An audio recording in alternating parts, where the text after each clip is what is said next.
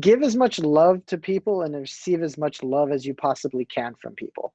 And I'm not even talking about, I'm just talking about kindness and things like that, because I just think that you can do things for people that might seem very minimalistic to you, but could possibly change their whole course in life with some kind of tiny gesture. So I just think it would be more, be kind.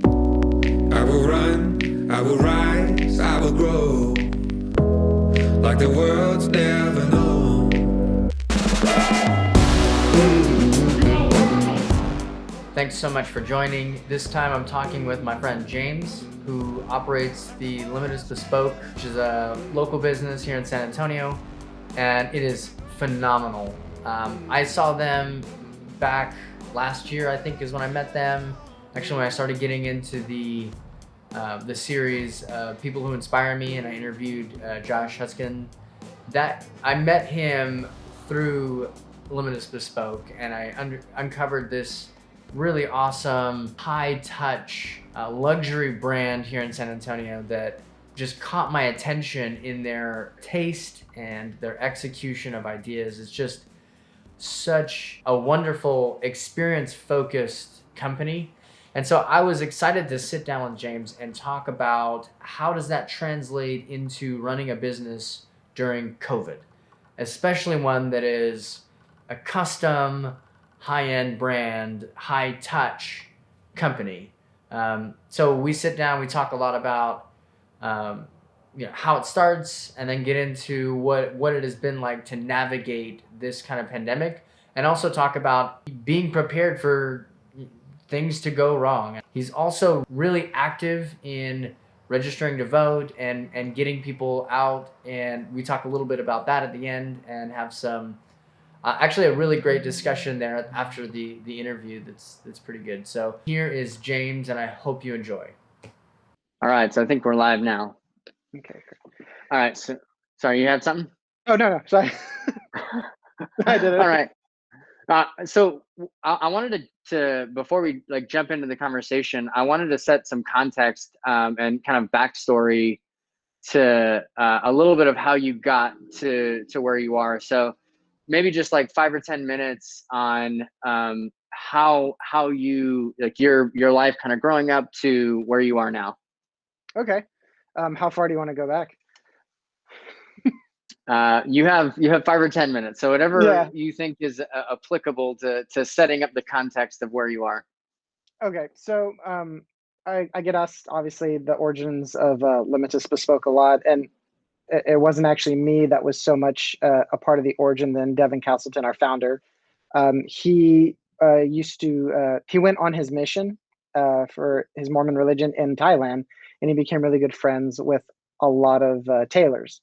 So what he did when he came back and was going to school is he kind of sold custom dress shirts and suits. And this is 2002, 2003. So he could find a way to make money so he could go back to Thailand because he was there for so long and became really good friends with, the people there and could visit them, almost like family, actually. Fast forward, I was working in the hotel industry. My background is actually mostly in biology. And microbiology. So, and when I say that, I didn't work in the field, but that's what I was going to school for. And so it's not like I was doing anything like microbiology labs or whatnot, but I wanted to do stuff in microbiology at the time. But Haley, my now wife, who was my girlfriend at the time, she had a friend, Devin Castleton, that had a custom shirt company. And she was leaving she hadn't seen him in forever. And she was leaving the gym, and there was a little setup for Custom Shirts Monthly. And Haley was like, "Oh, that's my friend's company." So she talked to the person that was there, which was one of the interns that he had from Utah State, that came down and kind of learned how to run a company, did sales, and they got college credit for it at Utah State. So she came back home and she's like, "I ran into Devin's company, and I think it'd be really cool for you."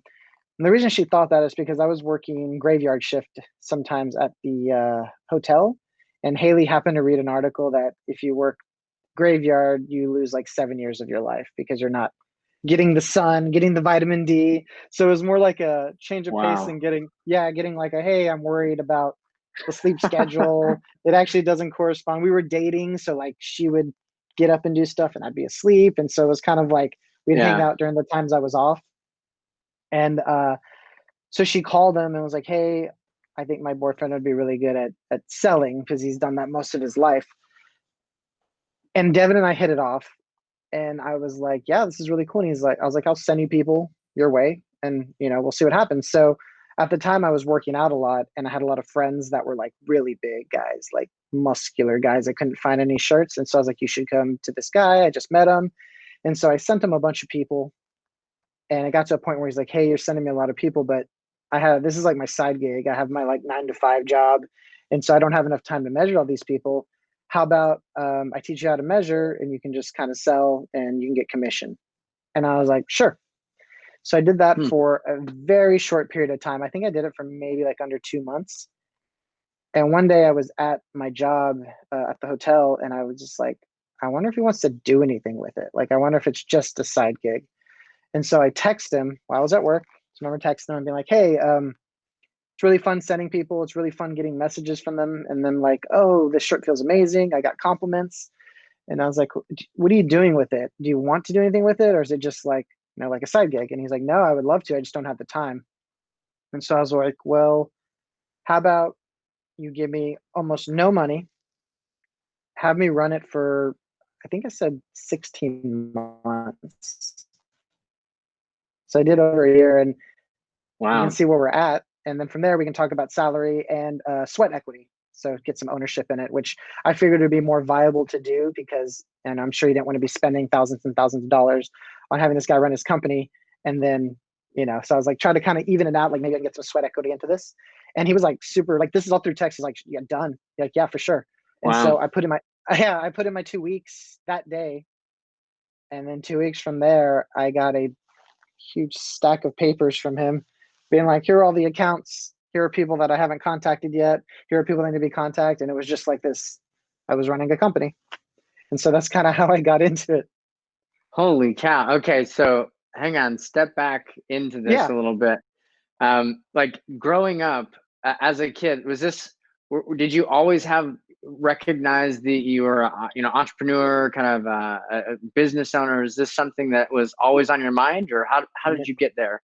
never, ever. Like I was always in the frame of mind of like the stereotypical, I'm going to go to college.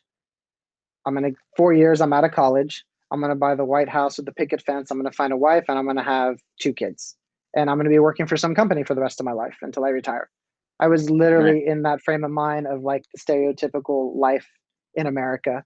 Yeah. I never even thought about owning a business or running a business. I can't say that when I was a teenager growing up in El Paso, I did like start some like lawn services when I was like 15, like, and I used to make money that way. I always had a job now that I think about it since I was very young. My dad Hmm. instilled into me that like my dad was a workaholic. So he's instilled into me that like, you need to work, you need to provide kind of thing. So it was kind of this weird dynamic that happened concerning I never thought I would own a company or had the means to actually own a company or the stamina to actually run a company too. Like it's just this weird thing that happened, and I thank Haley for that, my wife, but she's a entrepreneur. She's extremely smart. She's always doing something. So being around her helped me realize like, oh, I could do something better with doing in a weird way, like less work, I guess, and not working for somebody.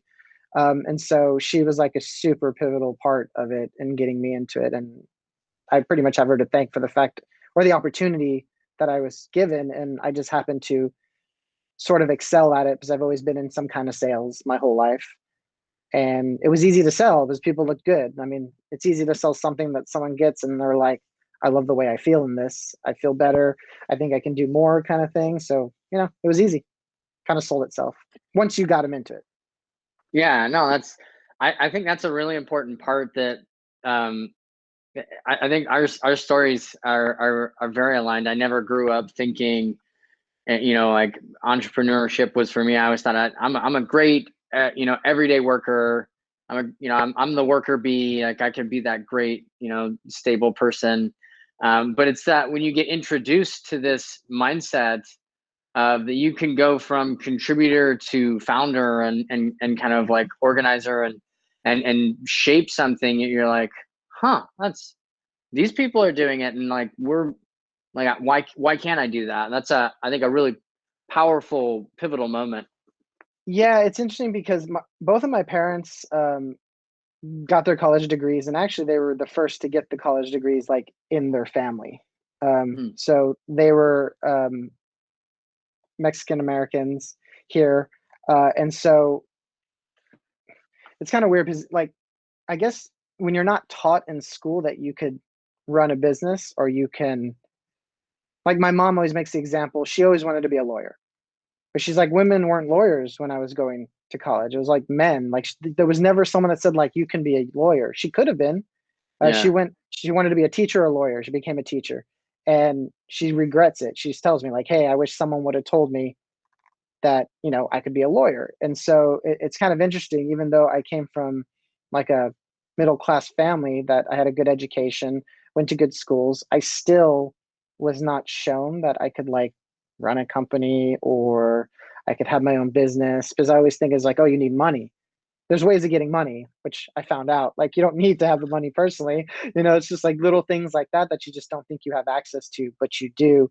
I always make a joke with Haley about it because I'm like, I like wrestling, like WWE, like Impact, all that stuff. And I was like, I could have been a wrestler. Someone told me that I could have been a wrestler. I never thought that I could make a living wrestling as a joke. Yeah. And so it's just like, man, you just have to instill it when you're young, and it makes it more accessible in your mind when you go and actually try to like achieve the goals that you want in school. Because I'll be honest, my goals in school were just to graduate, like just get good grades and graduate, and then it goes from there. My love was biology, so that's why I went and got my degree in biology. But then also I realized that when you do something you love for a job, in the sense like a hobby, it becomes work.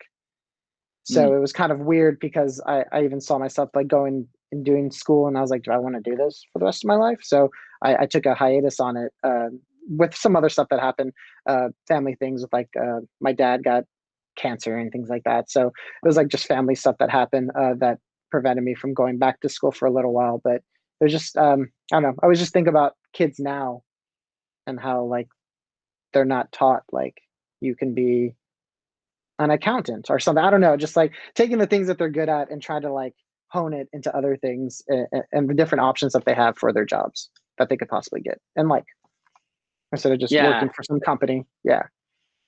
That the possibilities are, I think that they were still open to people who took action. It's just like there's just been such a shift there's never been a greater time to be a creator than now. Like when you have something that you want to get done, like it really is about like reaching out, and the people that are just persistent in doing it, that you're like, I don't know, I kind of want to do this thing. I want to, start a YouTube channel on Smurfs, and like people are like, that's crazy. Why would you do that? And then, you just like figure out, you figure it out in doing it, how to make the things happen that you're trying to achieve. Right. Yeah. I mean, the avenues that are available to like people right now are pretty insane, like podcasts and YouTube. Like you don't need money. You just, invest in a mic, or like YouTube, you just have a computer and you just record stuff and you load it up on there. So I shouldn't say you don't need money, but you need these things that are usually most people have. So yeah, you start something on Smurfs, and the next thing you know, you have 5 million people watching your Smurf videos, and you're making $1 million a year.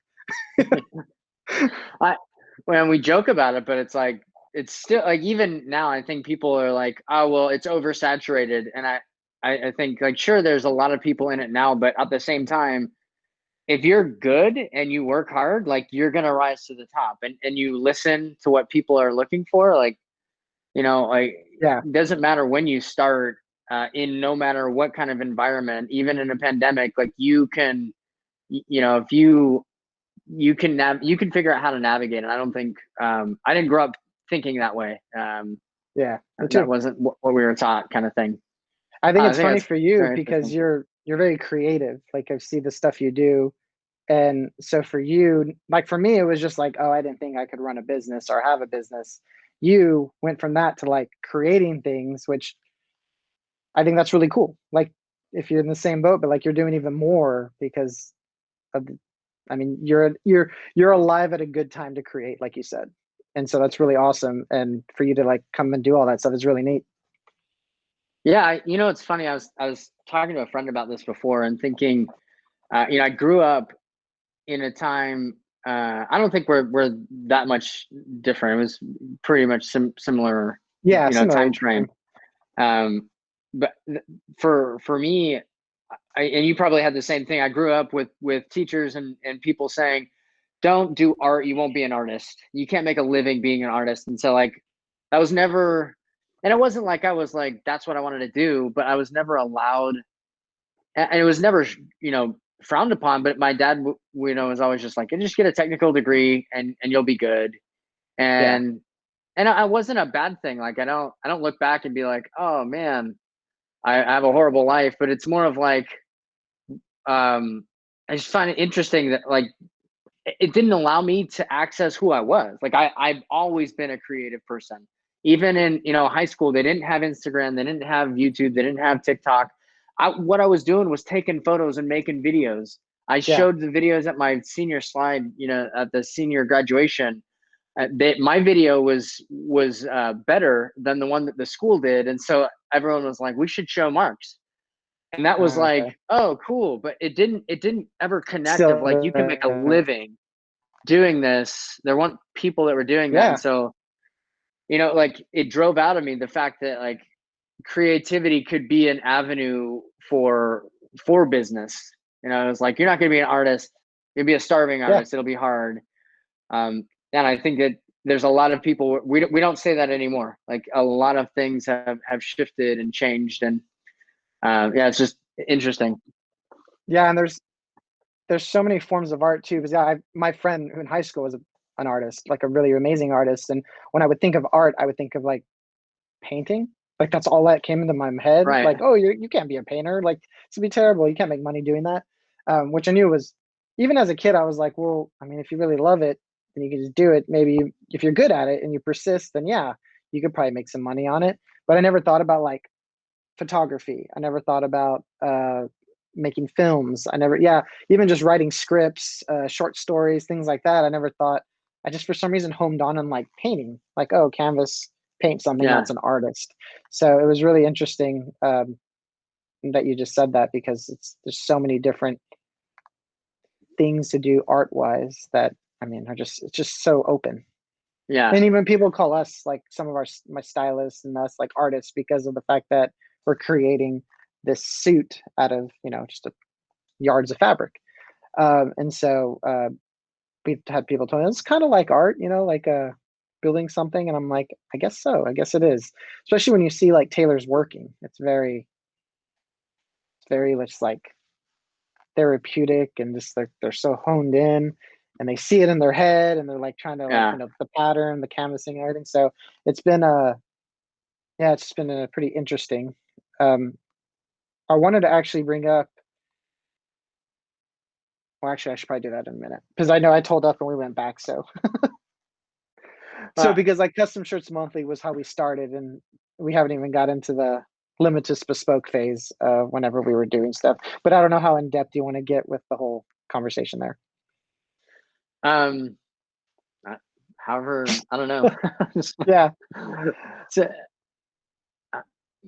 now I'm trying to think on the spot of like, where are you trying to take it? Let's just go there. Yeah. So I did Custom Shirts Monthly, and we only sold dress shirts, and we with Haley always. Oh, I always sorry. Yeah. I wanted to pause before we move on past this. I almost forgot. You bring up the fact of like, people recognizing like you do the art, and you're like, oh, I guess so. That was one of the pivotal moments for me, was, being in a large company and recognizing that I was selling these executives that have been in the industry for years. And I realized that they needed me more than I needed them. Like they didn't have original thought, and I think it's why I've always risen to the top, even in a technical place. It's the creativity and art that you do inside of anything that you do that makes you rise. And we always think that art is a thing unto itself, and we forget that it's actually incorporating in everything, right? So we hesitate to call ourselves artists, but the truth is the people that are really great and talented, they take this genre and turn it into an art, but we don't allow ourselves to identify, or we get shocked like, oh, I guess I'm an artist, right? So I want to take back the title of creativity to it is for everybody. It's not just for the designers or the a certain type of people.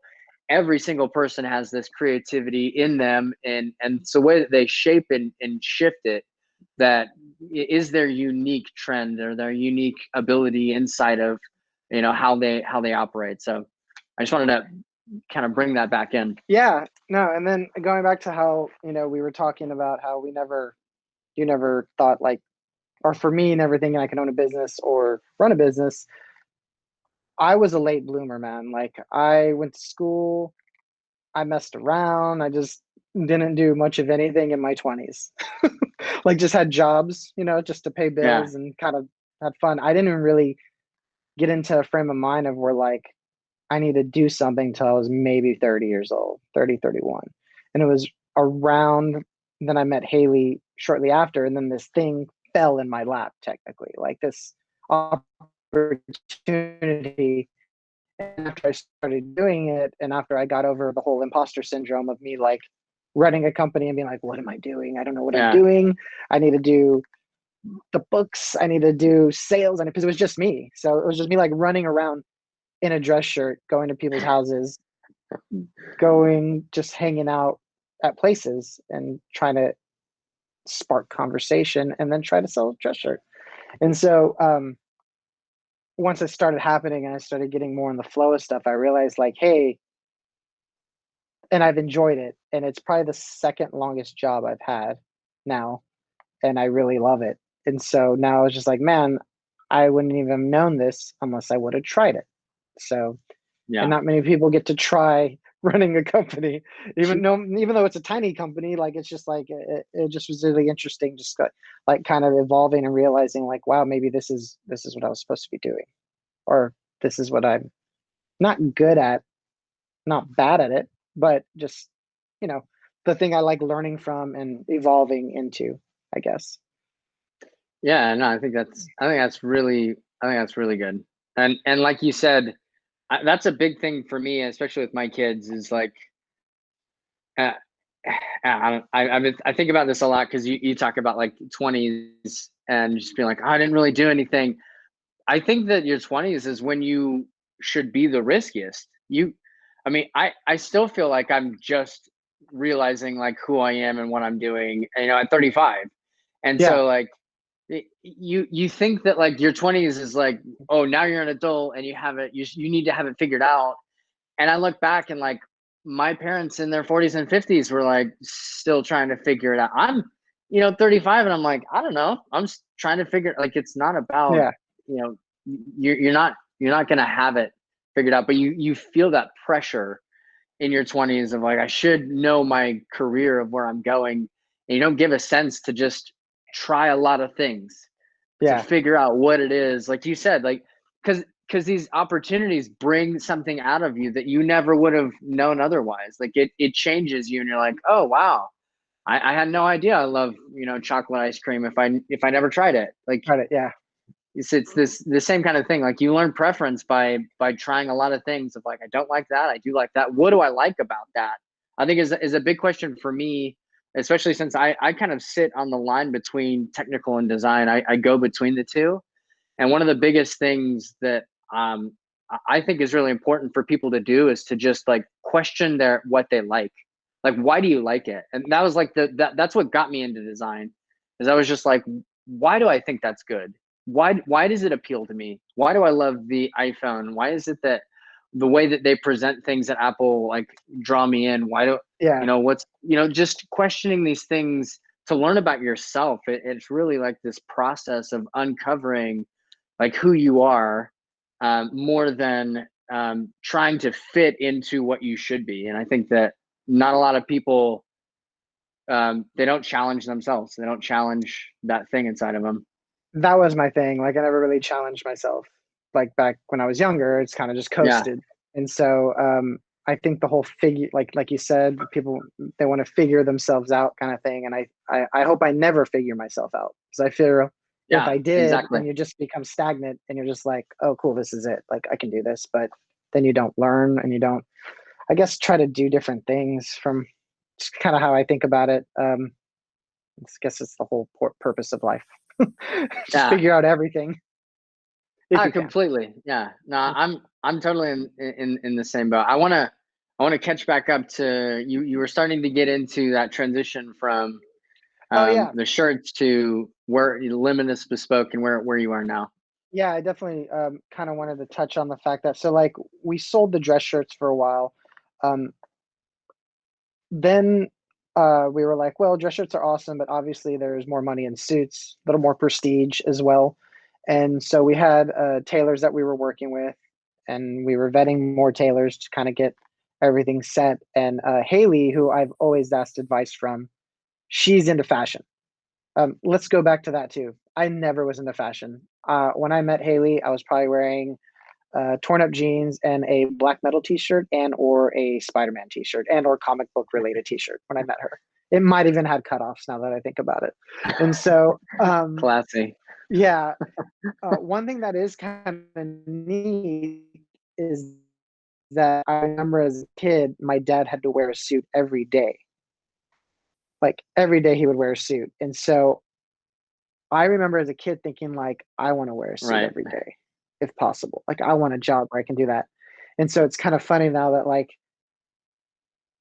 what I'm doing, obviously, but so it's going on into a little weird tangent, but but so with Haley, always asking her advice. Like I'm like, hey, do you like these colors? Like this All right, guy. hang on. I want to Yeah. hang in on that because so do you think that played a part in you going like making the leap from just shirts to suits? Like was there there's a bit of serendipity and how things when you're raised and just making these connections of like, no, that's there's something there. Like, do you think that had anything to do with it, or what drove that?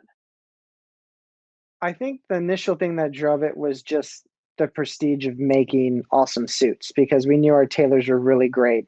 But yeah, Okay. I mean, like thinking back to like how I just was talking about it, and then it brought up my dad in my head. Maybe there's a possibility that like, I don't know, I just selfishly gave me the opportunity to wear suits every day. Like so. It also goes back to what we talked about, like standing out. Like you don't see that, right? We've gone real casual, and so it now makes it an easy way to stand out when everything is, and not in a bad way. It's just like fashion had changed, and not Yeah. everyone's wearing suits anymore, and so that nostalgia and bringing it back, like I think connects with people. There is still like you said, a pristine to it that when you have a full suit on, it's like that guy's doing some business. That guy's got something Yeah. good to go. He's looking sharp.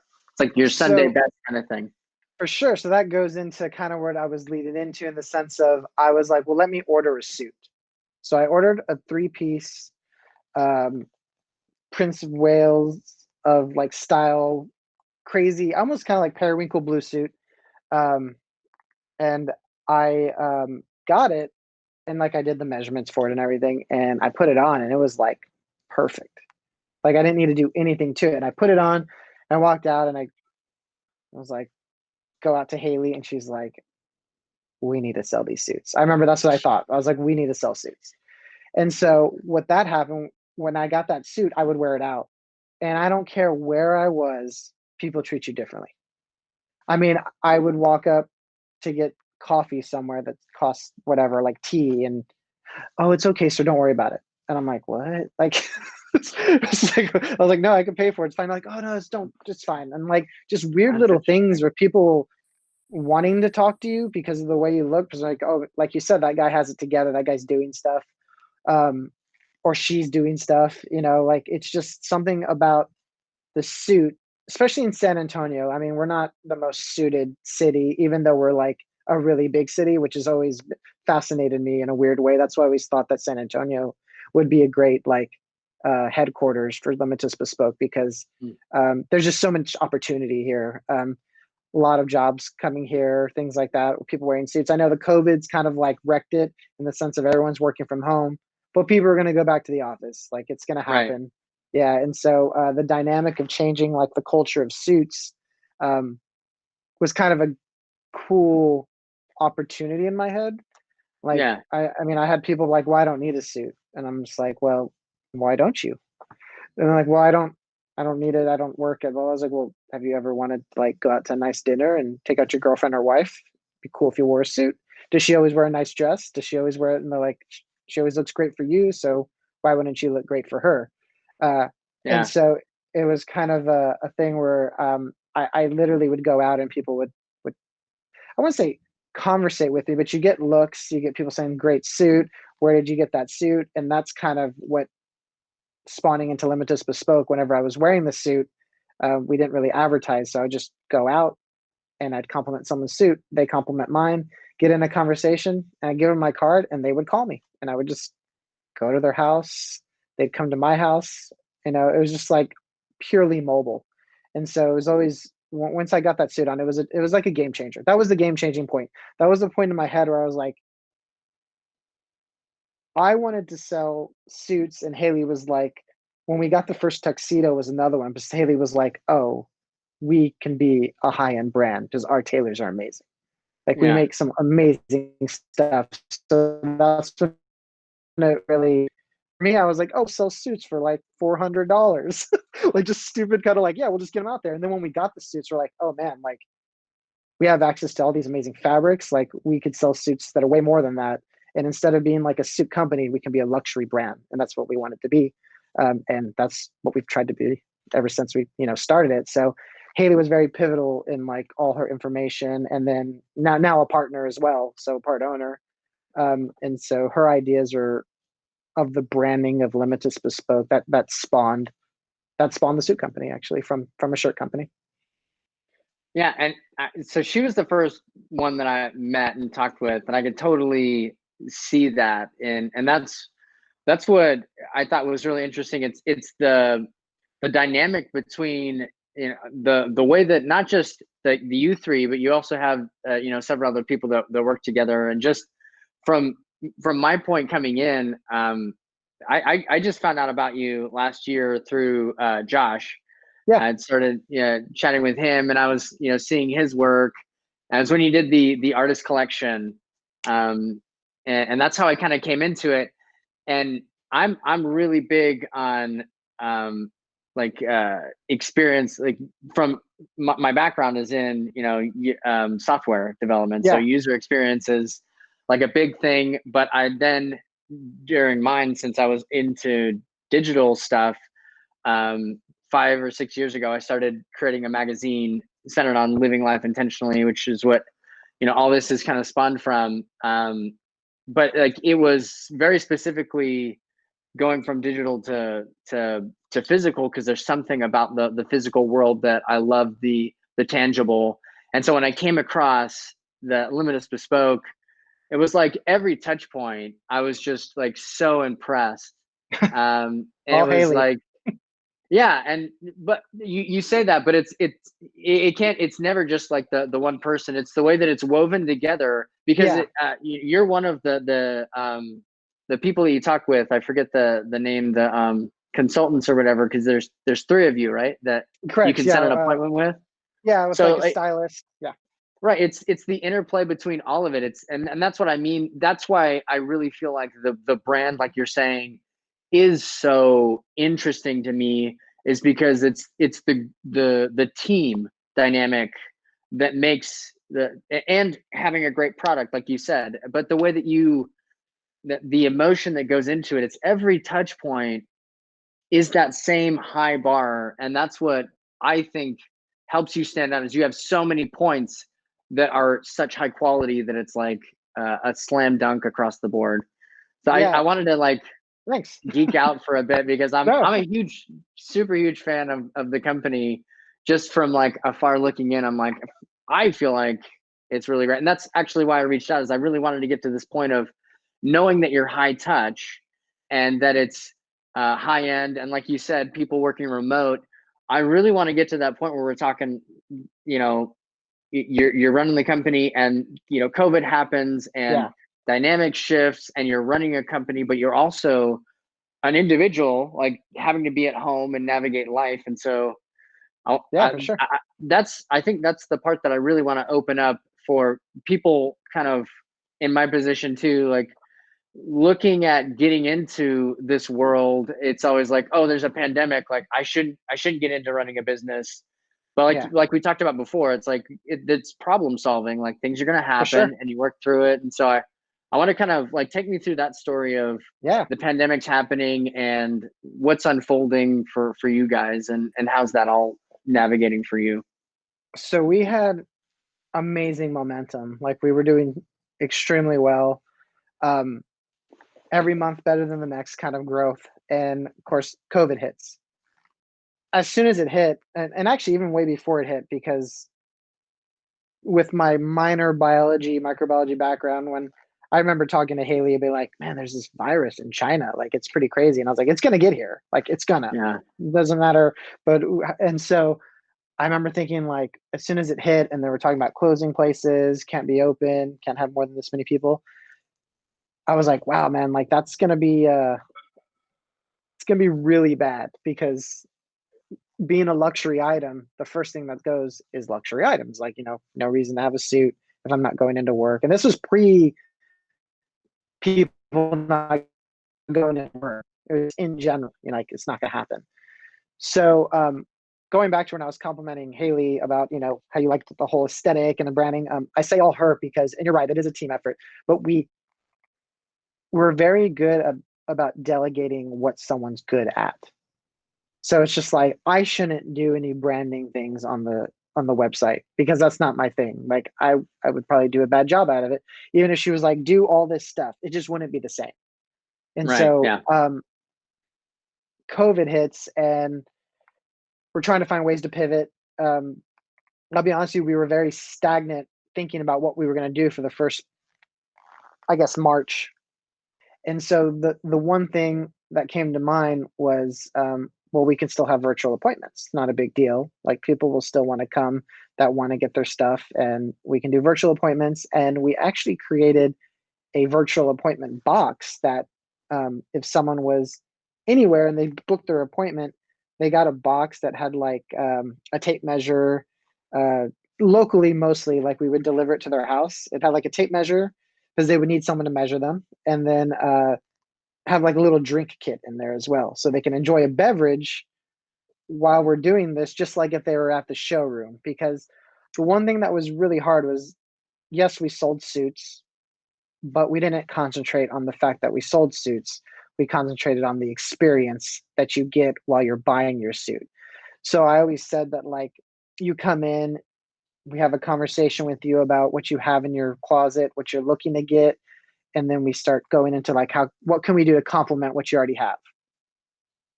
And then we get into the building, looking at the fabrics and then building the whole suit. Then we do the measuring. And so it's this really fun bespoke experience that you have. And I always said that the suit was like your receipt.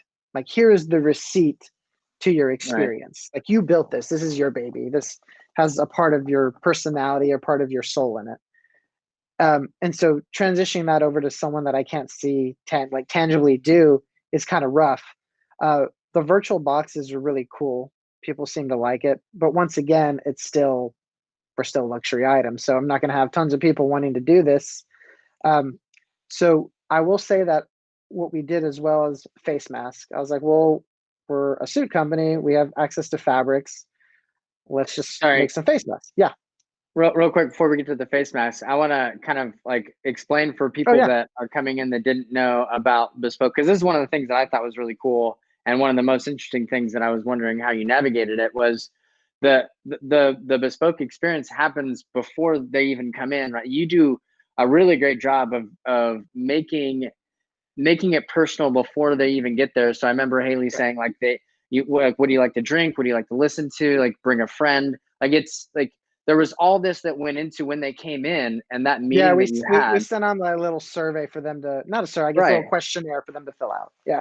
Yeah, it was just like getting to know them is what it, it wasn't, I don't even know if, I wouldn't even say survey. It's like, hey, help us to know you so when you come in, we could be prepared for you, Yeah. right? The way that you worded and everything was so perfectly done so that it was just inviting. Like everything about you is inviting, down to the people that that are interacting with them. I've only, talked to you, but I can only imagine that, that carries through across the team. But people that are maybe just hearing about your brand are coming across it and they're hearing about this box. I want them to understand the backstory of the personal nature that has to transfer into this box. So we can go back to Matt's. I just wanted to kind of note on that. Well, for sure. On that note, it's very personal in the sense that there's only one client in the showroom at a time. So Right. It's not like, I always forget that people think it's like a storefront, and it's not. It's just a place to build your suit, and it's more like a really fun, I guess, office where you can get inspiration with things that we have out there to show, like, oh, this is a slanted pocket, this is a notched lapel kind of thing. So people think that it's like a storefront, but it's not. It's a showroom. It's just like one person's in there. They get their undivided attention from whatever stylist that they have, and then they kind of get this education about a suit while they build it. It's also education about clothing, like how to best keep your garment so that it lasts longer. Like there's just so many other There's a little lot things of that you factors. guys do. Yeah, like anybody who hasn't heard, I want them to go like check it out and see for themselves. But I think you do a really good job. But like it really is high end in the sense of it's like you said, it's the experience. Like you leave being more educated. Like you do have this thing, but you're also more educated on how to like grooming and take care of clothes and taking care of yourself. And so there's all that goes into it. So I think you guys do a great job. So I keep gushing about this brand, but no, and I'm glad. I talk to people about you all the time because you stand out to me because every point is so intentional and so interactive with individuals. So I love it. So the questionnaire, that to get to know them better before they came in, kind of spawned because I guess our branding was so, what's the word? We looked expensive. Like everyone would be like, "Oh, I would love to get a suit for you, but I can't afford it. I'm a teacher.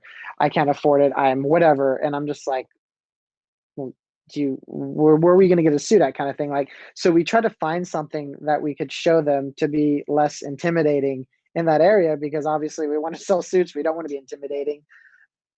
Our suits start at $650, and we told them that. They're like, "Oh, like I could buy that." Like it's attainable in the sense of That's not exactly only, what I said. yeah. When I heard, I'm like, really? Oh yeah. Oh wow, yeah. Yeah, when they see Yeah. the branding, it was so good that people were just like, "Oh man, your suits start at what, $2,000?" I'm like, "No." Yeah. Like I have suits that are $2,000. I was like, but yeah, 650 is our entry level suit, and you get the same experience. You get the same tailors making it. The only difference is the fabric.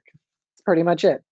And so the questionnaire helped people to like kind of ease their mind when they were reading. I'm like, "Oh, cool. Like, you get your price points here." And it kind of helped them be like, "Oh, I'm not going in here just to hear the consultation and be like, I really can't afford this. I'm sorry."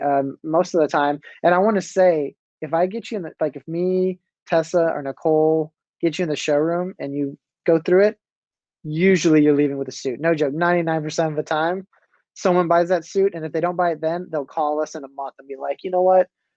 I have a little more money," or I really had to think about it. Because I'm like, "Okay, yeah, that's cool." Yeah. So it was it's a really neat feeling whenever like it starts like that. They get their 650 suit, and then they call and like, "I'm really curious about a 100% wool suit." And I'm like, "Oh yeah, yeah, just come in. You can look at it."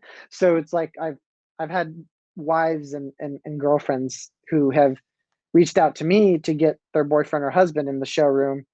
And then now they reach out to me because they're coming in too much and spending too much money on suits kind of thing. They're like, he's back. What did he buy? I just saw a charge from Limatus on the credit card or on the Oh bank account. man. Like, what happened? I was like, he came in for another suit. I was like, okay. So it's kind of funny how they create this like monster, because I have a lot of guys that come in that hate shopping, but they Yeah. love coming to Limatus. Like, they're just like hanging out, having a whiskey. They just look at fabrics. Maybe I'll build a dress shirt kind of thing. So it's really neat to get to know these people, because once again, with the experience, I don't want to just like, hey, here's a suit, cool, later. We want to suit them for life. They're a part of the Limatus family. I call it the Bespoke Posse. I sometimes do hashtag Bespoke Posse a lot. And so, yeah, it's just like, they're a part of the family. Yeah, that's awesome. We're moving from the boxes to now. Then you also came out with the face shields, or sorry, face masks. Correct. So it started with me making face masks locally with our tailors to give to our clients that needed them right away, and then it turned into our tailors making them. So for me, it was mostly just like I had a bunch of shirts that were like here from mannequins and things like that. So I took them and we just made face masks out of them. And I was just like literally driving them to people, like 10 people a day. Like, oh, I need a face mask. They'd message me like, yeah, I'll meet you at your house. And I just go to them. Here's your face mask. And so it turned from that into like, well, we should probably put some stuff on the website, because I knew that eventually face masks were not going to be, I guess, be mandatory for a little while, but I knew it was going to happen. Like, we were going to have to wear face masks. And so Tessa brought it up as well, like, hey, face masks are easy to make. I'm like, they are. So once our tailors kind of got in the mode of like, yeah, we need to pivot a little bit. So we pivoted and we started making, all kinds of face masks, where we did like the nano mask and just did single colors. And then we were like, well, like, we have all these fabrics. Why don't we make more designer friendly masks? Like, if people are going to be wearing face masks, then maybe some of them will want to be a fashion statement kind of thing. So we started just doing it with different colored fabrics and sold face masks, and we're still selling them. But for that April-June timeframe, March, April, June, that's when it was pretty heavy with face masks. So that helped us pivot to make some money. That way we didn't have to furlough any employee. We are lucky that we do run light as well. So we don't have like a huge building we're paying rent on. We don't have overhead because of the fact that there's nothing to buy in the store. It's all make it as, we pay as you buy kind of thing. Yeah. And so it helped that us running light and always had a idea of where we didn't want to be having this huge monthly payments that we're going to be doing on random things, in the sense of running a company, helped out a lot to keep us together in the sense of like everyone around. I think that's really important for people wanting to come in and maybe be scared because of like this situation of being like, oh, I can't start a company. Because even after we get out of this pandemic, like this is just part of running a company. It's just, there's going to be things that happen and you're going to have to pivot. And so like for here, we're talking about COVID, but replace it with any number of things to be able to be successful and stay in business.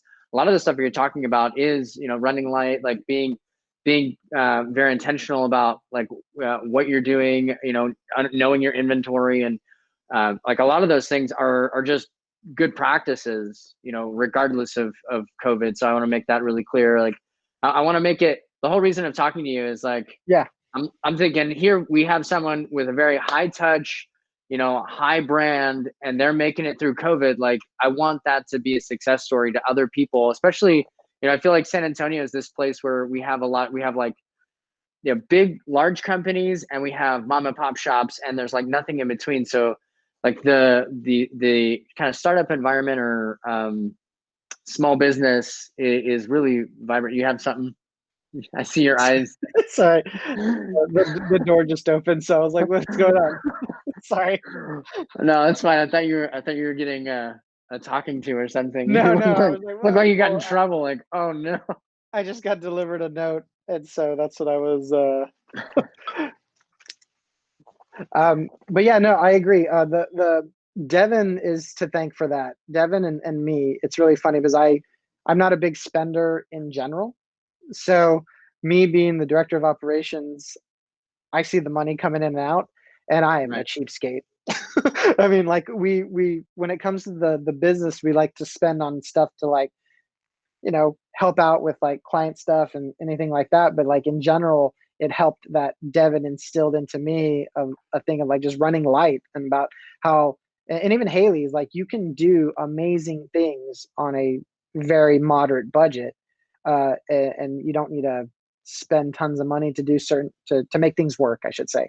So since the beginning, Devin, talking with him, it's kind of just instilled in the fact that like we're a small company, so in my head I'm like, maybe we don't need the thing that's $5,000.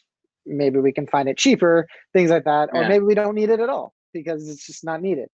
It was a tremendous saver in the sense of like saved us during this time. I want to hold you on that because you say I'm a cheapskate, but I think it's not about not buying things. It's about being intentional with your purchases, right? It's Yeah, because I look at the stuff like, for one, like all the cloths that you have, like your stuff is high end. You can have both, is what I'm getting at, right? A lot of correct. times Yeah, you think like, oh, I'm a cheapskate, so it's going to be the Walmart, it's going to be the lowest of yeah. everything, and you're And I not used like, the I should have said sheepskin. I should have said you got to really think about like if I'm gonna buy this, will it make me 5 times as much money? yeah, Like that's the thing. Is it worth that? Is it gonna make me 2 times? Don't want it. Kind of thing. Like that's I need very to have a interesting. certain thing in my head of like, is it gonna help the business to make more money exponentially of whatever I'm paying on, kind of thing. So I said Yeah. cheapskate as a joke, but yeah, you're right for sure. No, no, I totally got it. I just wanted to clarify for people watching, right? Is that again, I'm trying to help people like myself that were like, oh, I didn't think I could start a business to Yeah, show that you could be small and high end, and it comes to being really intentional because all the stuff that you do, like you hire great photography, the people that work with you, like Haley and all these people, like they're individually, like goes back to what you're saying. That was a great advice. Like, is this going? It's an investment. Everything that you're doing is an yeah, investment to be able to capitalize on, and I think yeah, I think you do really well at that in hearing what you have to say. I wanted people to clarify, like it's all about the intention that you have behind it. correct. Yeah, But you still have such high taste that when yeah, you for sure. do make a purchase, that it is going to get that return, right? Yeah, it's all about making sure that you're just very smart on making sure that the return is worth it, pretty much. And like Yeah, during COVID, there was really nothing we needed to spend on to really bring people in because of the fact that we knew that people in general probably weren't going to buy anyways because of yeah, worries. One thing that was kind of funny with it is that in June, I guess like our clients kind of got restless because they've just been like not doing anything, not going to work, wearing like t-shirts and jeans or whatever whenever they're on their calls, that yeah, we got this huge influx of people that we already had their measurements and they've already purchased from us, and they were just like, hey, do you have any cool sport coats? I was like, oh yeah, let me send you some pictures. And like, I just need to buy something. I have this money because I yeah, haven't been going out to eat, I haven't been going to bars, I just been at home making my own food. And so it was this really funny like June that was just like all of our clients that love us came back and bought. And so we had a lot of weddings that we were doing as well. So we had a lot of weddings that were postponed or canceled until another time.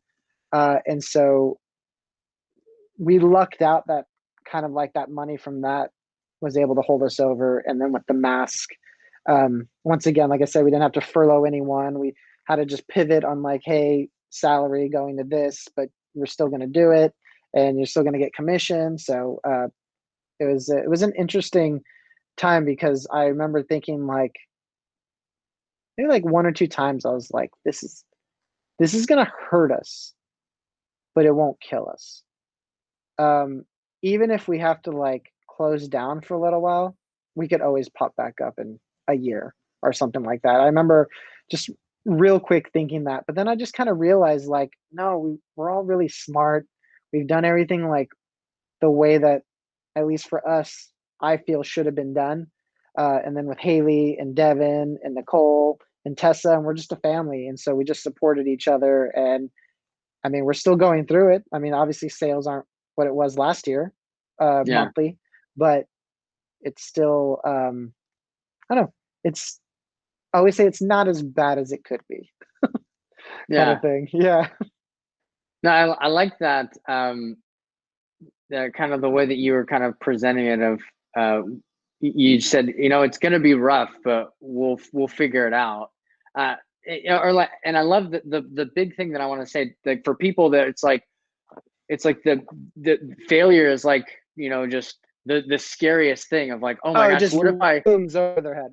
what if I can't do it? And you're like, well, worst case, like we have to close down, and like in a year we can pop back up, and other people be like, I don't want to start it because what if I had to close down, and then that would be the end and I have to figure something out. And you're like, well, yeah, but like we'd be able to come back. And yeah, I love your perspective of maybe worst case we close down, and then when things get back, we bring it back. We know we have great product, and we'll just have to navigate the next X number of Yeah, the next months phase. to Yeah. figure it. Yeah. No, I Yeah, think no, I that's really good. remember it was, I mean, obviously a sad thought, but it was also very reassuring that I was just like, even Devin, even when I brought it up, I think Devin brought it up for a section now that I think about it. And when he said that, it wasn't discouraging at all. Like it was like, hey man, like we'll be back. It's not a problem. Like we'll survive through the storm. We have strong support. We know each other, we like each other, we're friends, kind of things. Like nothing's gonna Yeah. change. Yeah. Well, I think a big thing behind that is a lot of disappointment comes from unmet expectation, right? And so if you're putting the expectation out of going, you know, we might have to close for a little bit, right? But we'll get back. And when you set that expectation, you're like, okay, all right. So now if that That's happens, exactly how I was actually. Your face right there, exactly how you said it. I was like, yeah, okay, cool. It's and really then you just funny. keep going. Yeah. Yeah. Yeah. I was like, I we'll just keep totally get it. going. And then one thing that's still going on is people are still getting married. They're getting married in front of 10 people. And I've had a lot Mm. of clients and people, new clients that have come in and been like, hey, I'm buying a suit to get married at a park or wherever. And then he's like, but then we're going to have the real wedding. And then I'll buy a tuxedo. And so it's like it turned from something that turned from like one suit sale or tuxedo sale turned into two because they're just Oh, like, I want to, interesting. yeah. So it's kind of a weird dynamic that weddings have been really good to us as of lately. And then, like I said, just like people are starting to go back to work now. I've Yeah. had new people pop up because and they'll even say in the description, like, hey, I'm going to be going back to work in 2 weeks. I thought I freshen up my wardrobe as I haven't spent any money for the longest time because really haven't done much of anything. And so it's been interesting just seeing all the people coming in, and then it's very like refreshing in the sense of it's just not the end of the storm because I know other stuff's probably going to happen, but it's just very comforting that our clients are still coming back to us because they like us. But everything that we did before to make them a part of our family paid off during this pandemic because they remembered us and they came to us even when they probably didn't need a suit. They didn't need a dress shirt. And it was very, it was nice, just to Yeah. know that, the support that we got from our clients because they love their stuff. Yeah. No, that's awesome. I wanted to is there anything else that you wanted to hit on that you haven't about Limatus or kind of your going through this COVID period? For people that like the people that I'm trying to talk to is people that Yeah. maybe didn't realize that, kind of like you and I, that didn't grow up thinking they were entrepreneurs, but are like, could I do that? And helping set them at ease. Like, this is what it looks like to go through a pandemic and pivot and run Oh a yeah. business. It's not fun. I mean, Right. there were times that I didn't get paid, but I was cool with that, knowing that Tessa and Nicole, our employees, were getting paid. Like it was like I'm fine with that. I had I was fortunate enough as my wife's job didn't get affected with her other business, and Yeah. so in that sense, I was lucky that I didn't like, oh, I have enough to get by, and then if I do need whatever, Haley's always there as well. It The pandemic's an actually interesting thing because we had to all learn as we went because none of us really were around the last time something like this happened, and it was Yeah. a definitely a different culture. Obviously, what was it? Spanish flu, like 1918, I think, something like that. Like the one Yeah. that was really bad. So, I guess just like people that want to start a business and things like this happen. Obviously, if it's something that's happened before, you have education that you can go back on and look to see how other people weathered the storm. But if it's something new, like what's happening now, I mean, I used to think a month in advance, month goal, 6 month goal, year goal, 5 year goal kind of thing. When it came to this, I was like, hey, we're just doing weekly goals kind of thing. Like I just want to make sure that everything just gets fine tuned and I'm not worried about 6 months from now. Because if we're doing good in these little weeks, then good, I mean just like getting by, then 6 months will come. And then we can worry about it then. So I think like small goals really helped as well. And yeah, it's just like we were just all everyone was learning. So I remember a joke that I had. I was like, well, at least if Limitus died, it wasn't my fault. It was a pandemic that killed it. It was just like joking like that. So it was just very learning experience with a lot of my clients too that own businesses. They were like, I don't really know what to even tell, especially like at home, because a lot of people are at home and kids want to go back to school and they're like trying to explain to your child, like, well, Yeah. like, I know you're really mad and like you might be mad at me because I'm not letting you go out and see your friends, or you can't go outside and play basketball at the park because there's other people around or parks are closed. It's like, do you understand this is all like a learning experience for me too? Like I am learning this with you. Um, I will say that during the whole quarantine aspect of it with staying home, um, I guess I kind of want to touch on that. It was kind of refreshing for me because of the fact that I was always gone. I was always at the showroom, driving around, having meetings, meeting clients at their house, office. And Haley's usually she works from home. And so it was really awesome, like being at home and seeing Haley. Like it was just like I got to like wake up at 9 o'clock and like Yeah. get up and have some tea while she's drinking her coffee, working, see her, come to my office, do what I can, do some just can bring anyone in, which was impossible at the time. Like new people was just like, no, I'm gonna wait until this settles down, which is completely understandable. But you just have to outreach. Like you're gonna get a lot of no's, unfortunately, like all the time. But you just have Yeah. to wait for those awesome yeses. Like yeah, I'll do an appointment, and you get that kind of little high that you get like, oh cool. But yeah, it was just neat like being here, seeing Haley, my stepson who I hardly would see. Um, and so it was just kind of like kind of refreshing in a weird way. I always used to tell people that it was like stressfully unstressful. It's just like just being around my family helped, and feel that I got to like know them a little better as well. Just and obviously you need to support each other um, in your family and in your company's family as well. You just want to be like very supportive and very close niche. I know it's really easy for me to say that because we're relatively small. I mean, I don't have 1,000 employees. It's really Yeah. hard to get that. But I think that I hope that if Limitus becomes this huge company that's nationwide, and if we have 20 stores, I'm really hoping that, and I will try to remember how it is now during quarantine about how close we got. And I want to make sure that that's the way it will be just all over, hopefully. Um, I don't know. It's kind of goes into a weird thing about caring for your employees. Like it's just something that's kind of skipped on a lot as of lately. And I just feel that being there for them and them there for me helped out tremendously with my family and the company. Yeah. I think you hit on a really two interesting things. One, the quarantine being this opportunity, and I know it's it's really difficult for a lot of people, but it also us as a society, especially the United States, which has this culture of go go go. Yeah. We have all these people in corporate jobs and lawyers and and even small business owners getting back to home and being like, oh yeah, that's right. This is why I was doing all that other stuff.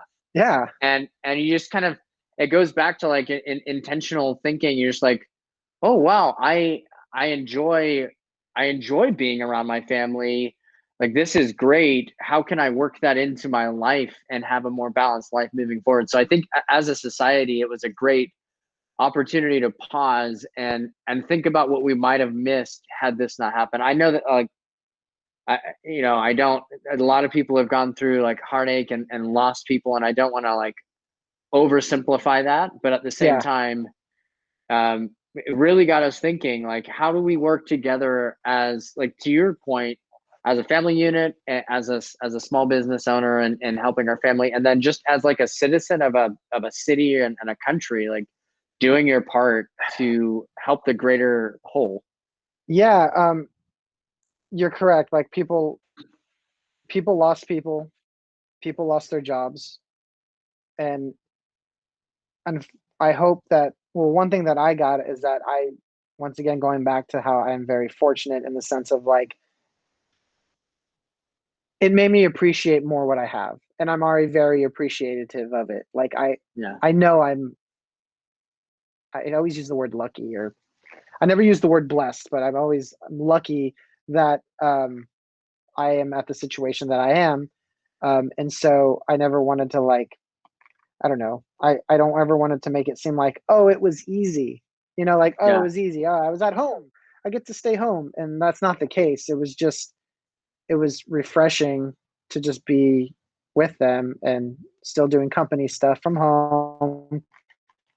And also, I mean, just realizing how lucky I am. I'm just I don't want to lose that appreciation. I want to make sure that I always know how fortunate everything is, and having Haley as my wife, my awesome stepson Derek, and then this company that I love doing what I do, and having people that I love their work as well.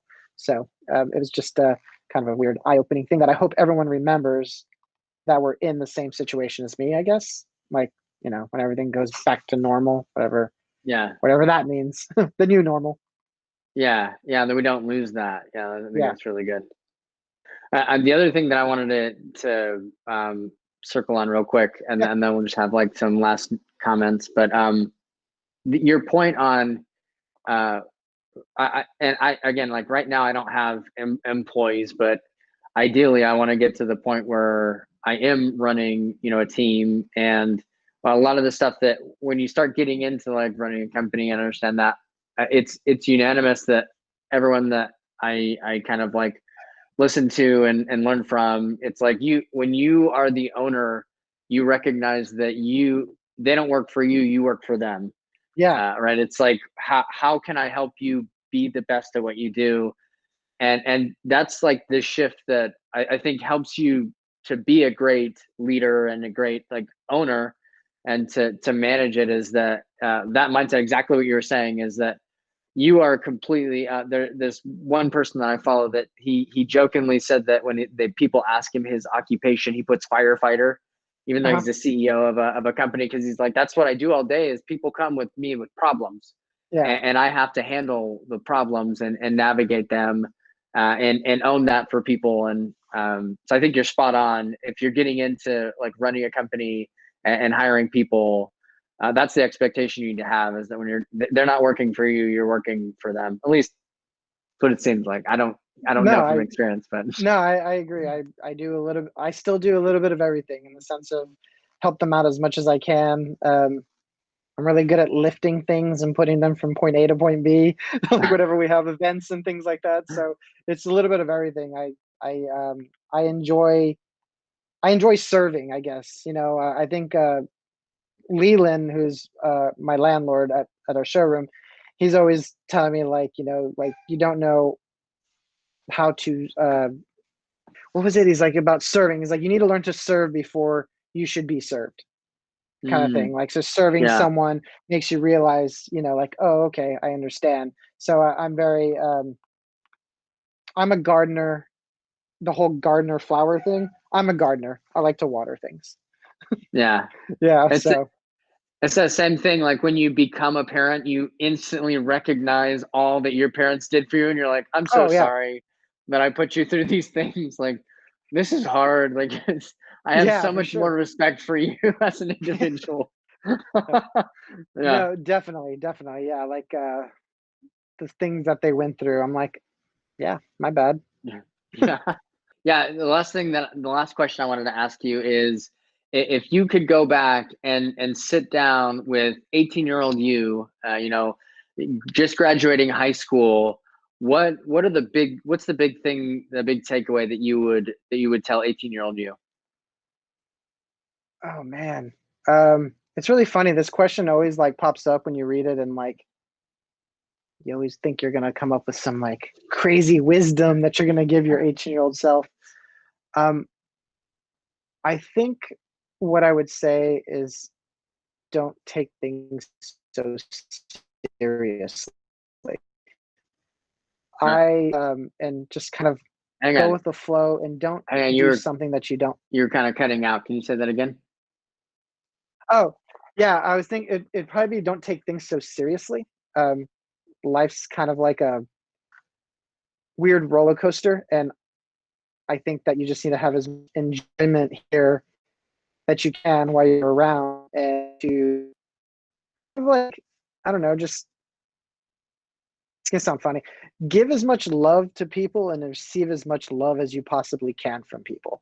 And I'm not even talking about, I'm just talking about kindness and things like that, because I just think that you can do things for people that might seem very minimalistic to you, but could possibly change their whole course in life with some kind of tiny gesture. So I just think it would be more, be kind, be I nice. love it. I love it. That's awesome. I got goosebumps with that. I completely 100% agree. Kindness is what wins. Like, it doesn't matter if you don't have that in your intention. Like, it's not all, there's going to be situations, but like if your intention is always kindness and good and love, I'm 100% behind that. I think that's excellent advice. Yeah, I mean, I just something like that. I hope I do it as much as I can. Yeah, awesome. Thank you so much. I really appreciate this time that we had. It was awesome getting to chat with you and Yeah, for sure. I only learn. met you that one time at the coffee shop, so we I had a little know, conversation on Instagram, but COVID hit, so I know, I know. Well, I'm sure. Like, I'd love to keep conversing with you. I think you're one of those people. Yeah, I just really look up to. I think that you got a lot of good things, and there's a lot of similarities in our mindset that was really nice to kind of chat and pick your brain a little bit. So I appreciate your time. yeah, for sure, man. It was great. Thanks for having me. It was an honor to talk to you and get to know you a little better as well. If there's anything All else right, I can do, please let me know. I'm not sure when awesome. this is going to come out, but people go vote or register to vote if you haven't. Um, I'm having Yeah. a yeah, so definitely register to vote. I know it's coming up. October 5th is the last day you can do it, but you definitely want to get in as soon as possible. And if you're already registered to vote, just vote. I love it. Er, I'm seeing you. Sorry, go ahead. I was like early voting too, because it's going to get pretty chaotic. Yeah. No, I've seen you on Instagram be very vocal about that, which is awesome. I think last election opened a lot of people's eyes to. There's a lot of people I talked to that were like, I can't believe this happened, and then I'm like, well, like, did you vote? And they're just like, no, or I threw it away, or like, Yeah, I didn't do any research and blah blah blah. And so my vote there's doesn't matter in Texas because we're a red state kind of thing. Yeah, yeah and it's funny yeah because people always think like voting like president, and I'm like, yes, president election very important. Um, I'm all about like local too. I mean, you want to change stuff in your neighborhood, in your community. That's why we've been going to a lot of places like South Side, East Side, West Side, kind of places that don't have too much. I what's the word? I guess not enough representation when Yeah. it comes to what's going on. And like, it's just like I try to like, you build this up and then it'll start spreading. So yeah, I just any kind of voting is awesome. Like I said, I don't care who you vote for. I just want you to go vote. Yeah, that's what I've appreciated about your message. It's always open that way. It's you can make a difference, and let me help you. You're helping register people and saying, how can I Yeah. make it easier? And that goes back to the kindness. Like I think it oozes out of you, and it's very, you attract people because of you have kindness coming out of everything of you. So I think Oh, that's thanks. awesome. Cool. Yeah. Thank you so much. Yeah, thanks for the plug. I think that was great. Yeah, it's sort of like I said, I wasn't sure it was going to come out, but if it even comes out later, the voting will still be relevant as well, even if you That's can't right. register for the presidential election, but still Yeah. register because Like you said, though, the local one, even growing up, I didn't even know I thought there was only voting for president. It wasn't until like 2016 is when I was like, oh wait, you vote for, like, I guess it is important. Like, this happens on yeah, other levels, right? And if I'm not putting my voice out there, then how can I need to get involved. Like, you yeah, can't complain if you're not trying to help, I right? agree. That's Local my thought. government, yeah, local government's always just been important to me, and I've known about it for a while. It was my dad, actually, complete side story here. My dad was the first Hispanic city councilman at large of Midland, Texas in the 80s. And he was actually Oh mayor wow. pro temp for a little while. So I was always instilled about voting. My parents, as soon as I was able to vote, I was living with my parents for a little while after that, and they were like, if you don't vote, you don't live in this house. Like, we'll kick you out. Wow. Like, you need to go vote. And so they've always Holy cow. instilled the voting. They never kicked me about, threatened to kick me about anything else but voting. So my dad being in public office, local public office, and then just kind of instilled the importance of having even just a city councilman that you believe in, that Yeah. and then it spreads from there. Because that city councilman one time might be the mayor, and then after he's the mayor, he might be the governor, and then you never know. Senator might be a president. So Yeah. people that instill the same values of you and represent you, which they're supposed to do, is always super important. And this is, off topic, but since we're talking about this, I think it's really important to listen to all sides. I'm not going to say both sides, because I think that anytime you kind of like split things, it becomes this like us against them. And I think a lot of younger generations and myself, I don't identify that way. It's listen to who's talking, and determined by their actions and what they say. Yeah. And not, I grew up with just very much like one side of like, just vote this way. And it goes, I mean, this gets into like a whole nother topic. If you've seen Yeah. the Social Dilemma on Netflix, that talks about algorithms kind of like Yeah, reading your bias, and you for get sure. stuck in that. And so it's one way to get out of that is by intentionally going outside of what you believe. And I wholeheartedly believe this in life. Don't be afraid to be challenged by by other people and their thinking. Listen Oh to yeah, it, and there's so much that you can learn. You don't have to agree, but the fact that you can hear where they're coming from, it goes back to like empathy and like understanding. Oh, I see how you got there, or I don't yeah, help you understand. I yeah, think it's definitely. really important. It has to be a dialogue, though. I think what's weird right now is that people are just so shut off in Yeah, like their beliefs that they don't even want to have a dialogue. It's just like no, that's not the way it is. Like, you're wrong. Like, well, yeah, I would never say that, even though there's certain things that people talk about that I at least think are completely wrong. But like, I'm like, tell me why you believe this. Like, why do you feel this way? I want to yeah, know, because maybe it's something in their past, an experience that they had or whatever. But like, yeah, I think that the politics nowadays, I know this is kind of good, is not a conversation like it used to be. It's a no, you're wrong, and I'm not going yeah. to listen to you. It's very blockheaded, or closed-minded, I guess.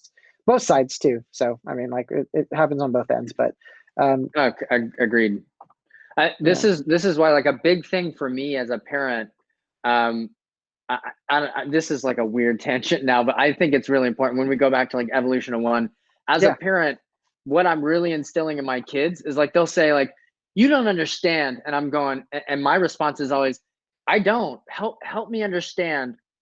Help me understand what I'm missing. Like I know I'm missing something, and I think that you have logic, but help me get there, because I want them to feel like, to get to the notion of like hearing that, like, I don't understand, help me get there, is a notion that I want my kids to grow up like, wow, we just don't do that. And I think that that's what I want to instill in my kids is, I don't understand. And it's not that I'm right and you're wrong, or you're right and I'm wrong. It's that we both have a point of view, and I'm missing something with yours. Help me bridge that gap. And I want that to be the focus. And so everything that I do with them, or with like, hey, did you talk to your brother about that? Did you talk to your sister? Yeah. There's some misunderstanding, and there needs to be communication. I think that, like you said, it breaks down if we can't communicate, and we can't have, and we just cut off and say, you don't understand, you'll never understand.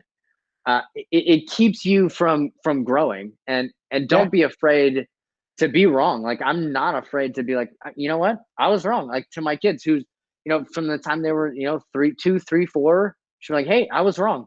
Like, I missed that piece of information. Now that I have it, cool. I see where you're coming. I make the same decision. Right? I want that to be really a thing that I'm instilling in them. Yeah, no, that's really awesome, actually. I mean, just there's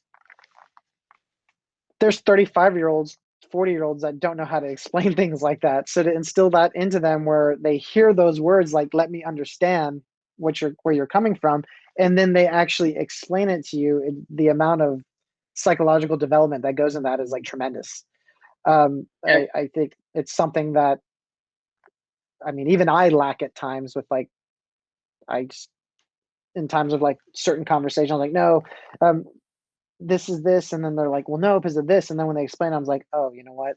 Yeah, I could see. Yeah. I could see why you would think that, and or why that might be correct in my head, and how you changed my mind. So that's really awesome. Yeah, I think that the normal response is like, you don't understand me. Oh, yes, I do. I was a kid. Yeah. I know it. And it's like, I don't. You're a kid at a different time. You're a different individual. Even if I was your, at your age now, you're just a whole different person, and I didn't get it. And so, like, to not have the response be, yes, I do. It's just like acknowledging that, like, I don't, and I might not. Like, there is also that moment when you're just like, I'm not going to understand you, but like, I can respect the fact, like, I think respect at all ages is really important, even to like little kids. I agree. Just to have them grow up feeling it's not a authoritative way. It's like, we're all trying to learn. We're getting way off topic, but it's definitely something that's really heavily on my mind, because I think I really approach parenting from a completely different way than most people approach it. I don't think I know anything, and I think that they have insights that I have no way of knowing unless I hear from them, and I'm not going to get it the same way, but they are just as smart and capable as I am. They're just earlier in the process, and I can't see that path. Like, they have insights into what's going to happen, and if I can open that up, I think there's so much that we can learn from each other, versus I know everything and you learn from me. It's like, we're learning together, really. Like, we're going to figure it out. I'm going to figure some things out, and let's share and see how we go. And I don't know, I just approach it way different. So no, that's I need to utilize that a little more, because understanding is huge, especially like you said, like, yes, you were a teenager once, yes, you were a kid once, but you weren't a kid or a teenager now. Like you were back then. So it's completely different. The environment's completely different that they're developing in. So that's cool. Maybe we can have a longer discussion on that when the bar's open. Oh yeah, for sure. That'd be awesome.